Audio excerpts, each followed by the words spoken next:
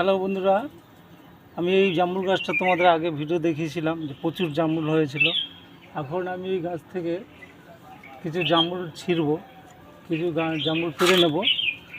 কারণ দেখো, এই অনেক জামরুলের ডাল ভেঙে ভেঙে সব জামরুল পড়ে গেছে। আর জামরুল গাছ খুব সেনসিটিভ গাছ, এতে একটু ওয়েদারে এদিক ওদিক হলেই পুরো জামরুল ঝরে যায় অনেক। যেরকম দেখো, আমি দেখাতে বলবো জামরুল গাছের গোড়াটায় কীভাবে জামরুল সব ঝরে গেছে।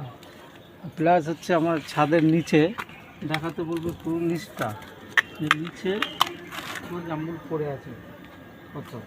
তো এইভাবে জামরুল গাছে ওয়েদারে একটু ডিফেক্ট হলে পরেই জামরুল ঝরে যায়।